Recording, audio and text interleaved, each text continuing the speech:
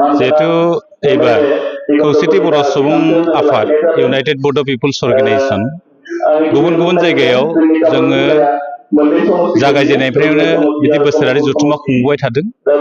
एबार खौसेथि बर' सुबुं आफादनि 10थि बोसोरसालिया जथुम्माखौ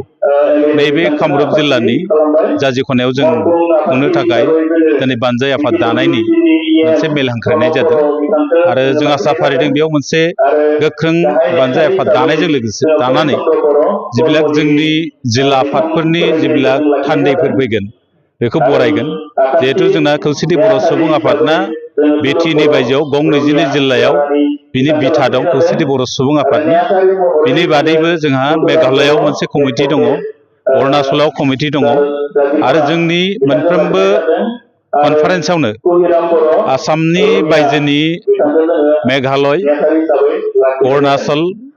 आरो नेपाल आरो वेस्ट बेंगलनिफ्राय गोबां बर'फोरजों लोगोसे फ्राय 3000निबो बांसिन डेलिगेट्स खनफ्रोमबो मेलाव बाहागो लायो आरो एबार जों सानदों बेयाव जारिमिनारि मोनसे खौसेथि बर' सुबुं आफादनि 10थि बोसोरसालिया जथुम्मा जिहेतु जागोन बेयाव हयथ' बिनिफ्राय बांसिन थान्दैफ्रा बाहागो लानो फैगोन।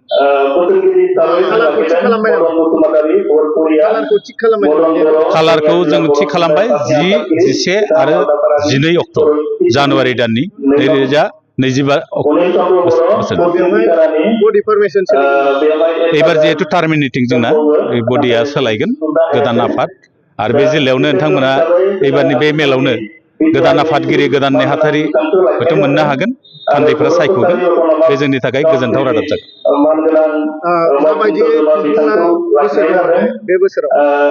जिहेतु एबार टार्मिनेटिंबो आरो जिहेतु जों खौसेथि बर' सुबुं आफादा जिहेतु जोंनि थाखानाय गुबुन गुबुन माहारियारि आफादफोरजों जों जयैनो खामानि मावबोगासिनो दं आरो जोंबो जिहेतु बिटिआर एकर्डनि मोनसे सागानगिरि आफाद हिसाबै बिटिआर एकर्डनि मोनफ्रोमबो दफाफोरखौ मावफुंजोबनायनि थाखाय जोंनि बे थान्दै मेलाव सावरायनायफ्रा बाहागो मोनगोन आरो बर'नि गुबुन गुबुन जेंनाफोर दं बेफोरखौ सुस्रांनायनि राहा नागिरनानै बेयाव हयथ' सावरायनाय माखासे जायगा मोनगोन आरो बेजों लोगोसे जों सानगोन बर'नि जिथु खौसेथि आरो गोजोन आरो थामोन्थाखौ गोजोर खालामनो जोङो बेयाव माखासे बिथांखिफोर लानानै जोङो बेखौ सावरायनाय जागोन।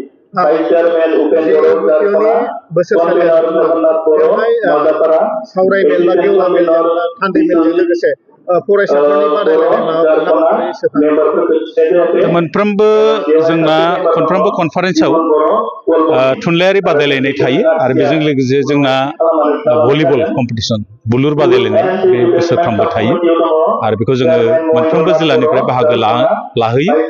आरो जाय जिल्लाया देरहायो बेखौ बान्था होनानै बिथांमोनखौ बरायनाय जायो।